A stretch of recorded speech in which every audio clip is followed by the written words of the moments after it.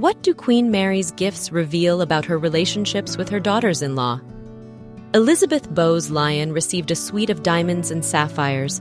Princess Alice was adorned with turquoise treasures, and Princess Marina was gifted historic sapphires. But what about Wallis Simpson?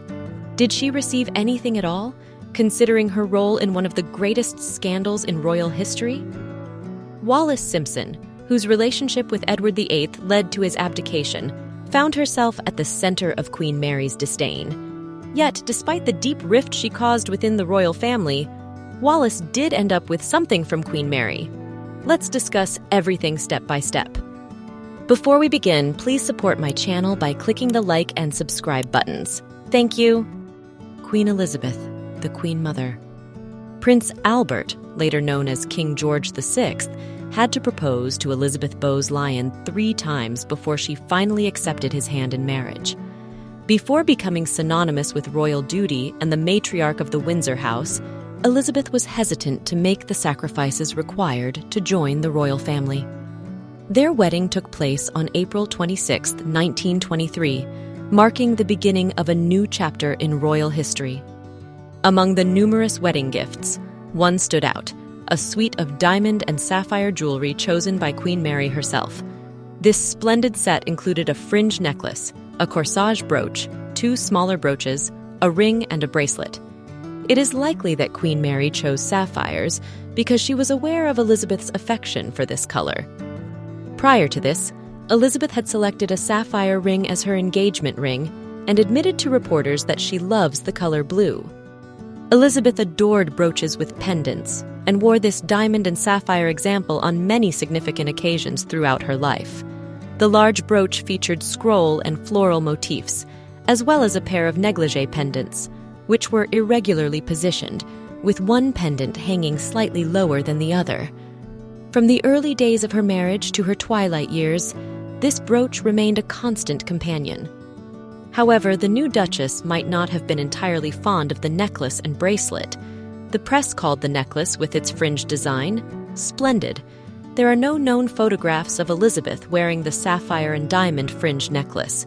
Speculation suggests that she might have had both the necklace and the bracelet dismantled or reconfigured to make a sapphire and diamond sautoir, possibly the one she wore at a reception at the Guildhall in December 1933.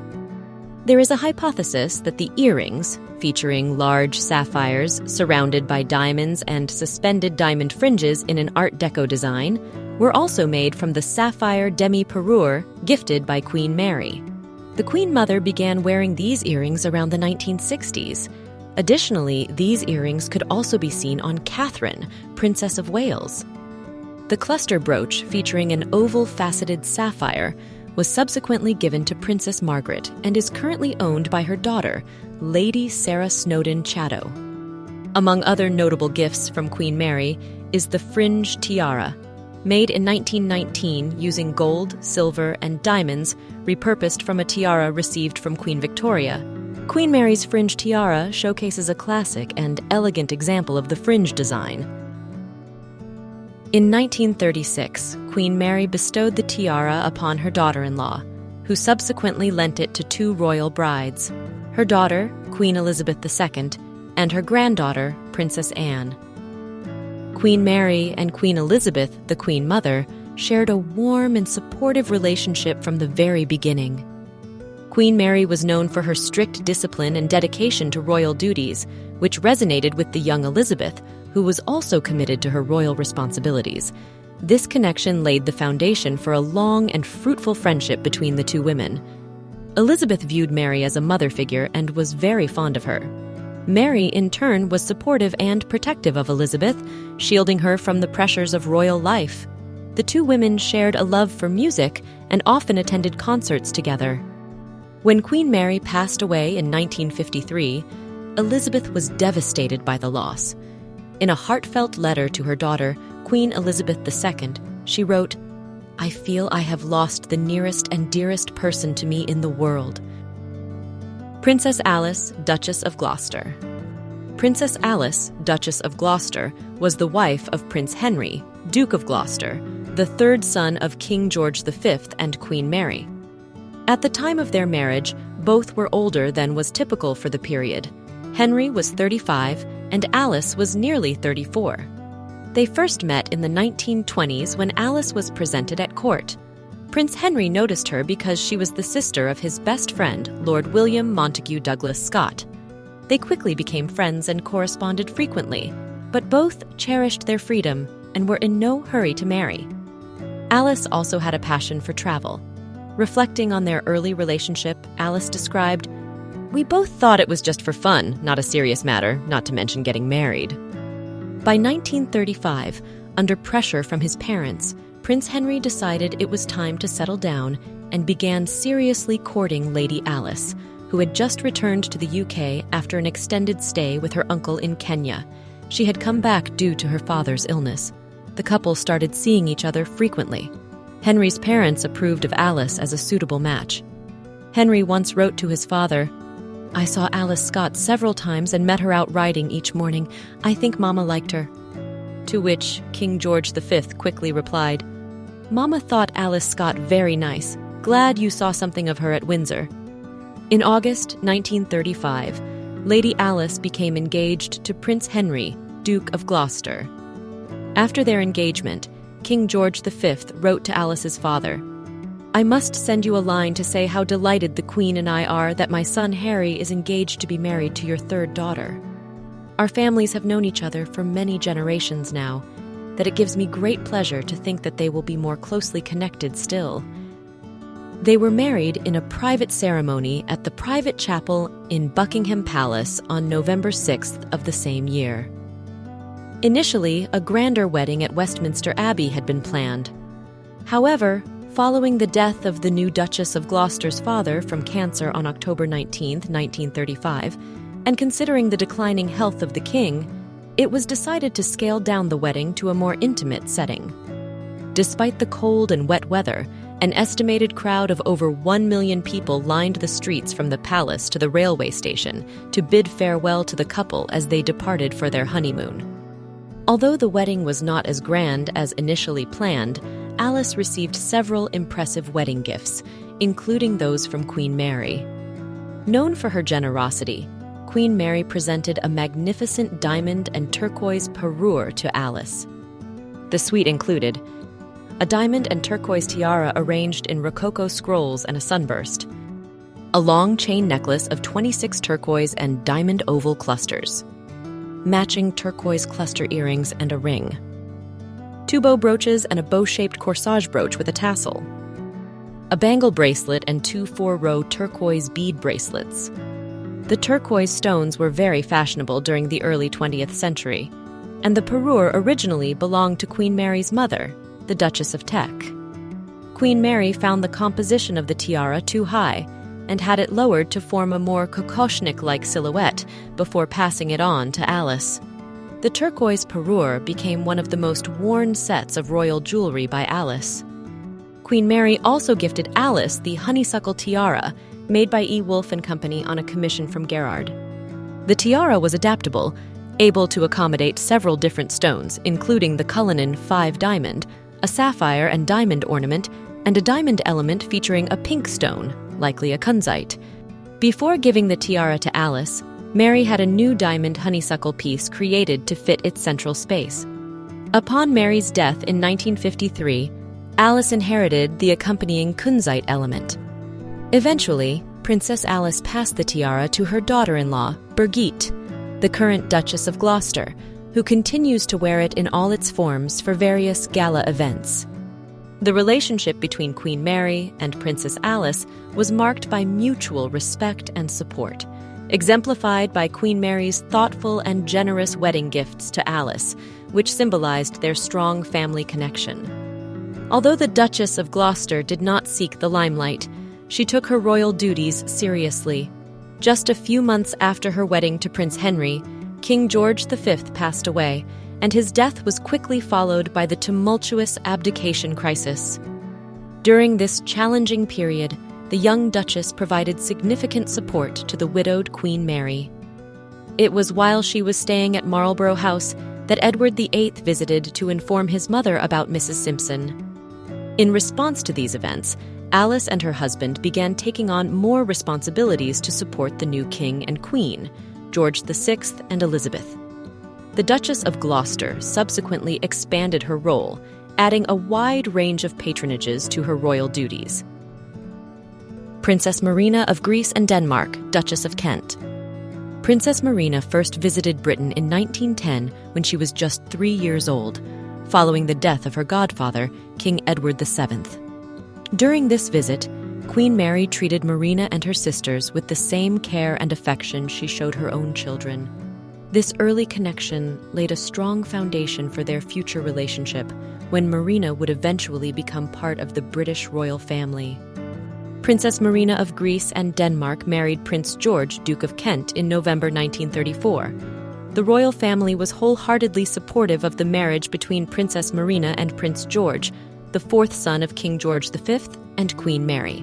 They saw in Marina a beacon of stability for their son George and believed that her grace and poise would be a perfect match for him. Their marriage was celebrated with approval and joy by the senior members of the royal family, marking the beginning of a new chapter in royal history. Queen Mary's support for Princess Marina did not end with the wedding bells. She continued to be a pillar of strength for Marina throughout her life in England. Their relationship, built on mutual respect and deep affection, played a crucial role in helping Marina adapt to her new country and her new role as a member of the British royal family. When Princess Marina married Prince George, Queen Mary bestowed upon her some of the most exquisite jewels from her collection.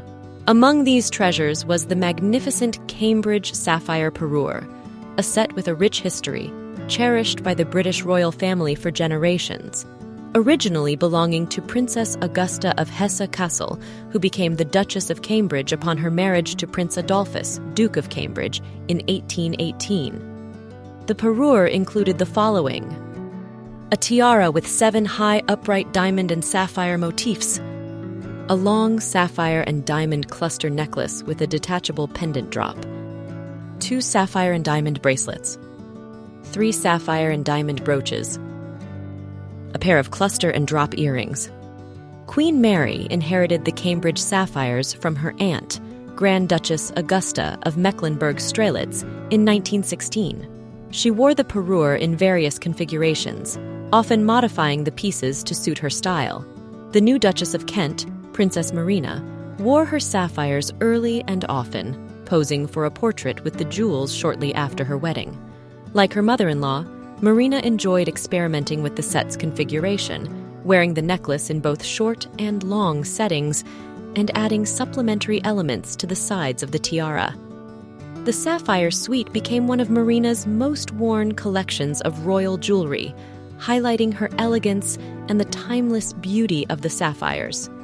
Upon her death in 1968, the sapphires were passed on to her son and daughter-in-law, the current Duke and Duchess of Kent. Catherine, Duchess of Kent, occasionally wore the set during her time as a working royal. However, at some point, the Kents decided to sell the original tiara from the collection. In its place, they had a new button-style tiara constructed using diamond and sapphire clusters from other parts of the set. In addition to the splendid Cambridge sapphire parure, Queen Mary gifted Princess Marina 2 delightful brooches. The oblong diamond brooch with a square cluster center and link ends was worn by Princess Marina on her wedding day, and later adorned her hat for her honeymoon. This brooch was inherited by her eldest son, the Duke of Kent, and frequently appeared on the current Duchess of Kent, Catherine. The second brooch was a magnificent rectangular diamond piece, adorned with an exquisite bow of rubies and diamonds. When worn, it shimmered diagonally across the chest, accentuating its wearer's regal elegance. Unfortunately, this brooch gradually disappeared from public view. It is believed that the Duchess of Kent eventually parted with it, presumably through a sale. Interestingly, a similar rectangular brooch, though without the dual ruby bow that once crowned its splendor, was recently spotted on Queen Camilla, first at a Christmas service in December 2022, and again at a royal event in Ascot in 2023. According to an official press release, Queen Camilla wore a diamond brooch that belonged to Queen Elizabeth II. It is possible that following the Duke of Kent's passing, the brooch returned to the royal family. Wallis Simpson, Duchess of Windsor. Queen Mary and Wallis Simpson had extremely tense relations, which intensified due to Edward VIII's decision to marry Wallis. This decision led to a constitutional crisis and ultimately to Edward's abdication from the throne. The tension between Queen Mary and Wallis Simpson was not just a personal matter, but had significant implications for the British monarchy. Queen Mary was deeply saddened and disappointed by her son's decision. She felt that Edward had betrayed his royal duties for personal interests. This sense of betrayal was compounded by the fact that Edward's choice to marry Wallis, a twice-divorced American, was seen as incompatible with his role as the head of the Church of England, which did not permit the remarriage of divorced persons if their former spouses were still alive. After Edward's abdication, Queen Mary communicated with him only twice, highlighting her disdain for Wallis Simpson and her influence over Edward. This limited communication underscored the deep rift that had developed within the royal family. Edward VIII abdicated the throne on December 11, 1936, to marry Wallis Simpson. This event caused significant public outcry and shocked the royal family, as it was the first time in history that a British monarch had voluntarily relinquished the throne. The wedding of Edward and Wallis took place on June 3, 1937, in France, at the Château de Conde. Only a small number of guests attended the wedding, and no member of the British royal family was present at the ceremony. This absence was a clear indication of the family's disapproval and the estrangement that had resulted from Edward's decision. The intimate nature of the ceremony, contrasted with the grandeur typically associated with royal weddings, further underscored the rift between Edward and his family. Although Wallis Simpson did not receive any wedding gifts from the British royal family, a situation that was entirely expected, one notable piece from Queen Mary's collection later found its way into Wallis's possession. At some point, the Duke of Windsor received a pearl necklace from his mother, Queen Mary. While it may not be considered a direct gift to Wallis from Queen Mary, the Duchess of Windsor cherished this piece of jewelry immensely. The pearl necklace originally belonged to Queen Mary and was a part of her extensive and exquisite collection. The necklace consisted of perfectly matched pearls, renowned for their lustrous quality and elegant simplicity. The origin of the pearls adds a fascinating layer to their history. The Dowager Empress Maria Fyodorovna of Russia sold the necklace to King George V in 1929. King George V then gifted the natural pearl necklace to his wife. Wallis Simpson, known for her impeccable style and love for fine jewelry, often wore this necklace, showcasing it at various high-profile events. Early on, the Duchess of Windsor paired Queen Mary's pearl necklace with a pear-shaped pearl pendant purchased from New York jeweler Olga Tritt in 1948, and wore it with an additional strand of faux pearls. In 1963, the Duke of Windsor commissioned Van Cleef and Arpels to create a new necklace of 29 pearls, to which the pear-shaped pendant was attached. From then on, the necklace and pendant were usually worn together as a pair, often accompanied by a pair of black and white pearl earrings. Thank you for watching this video. Share your impressions in the comments and support my channel by subscribing and liking. Thank you.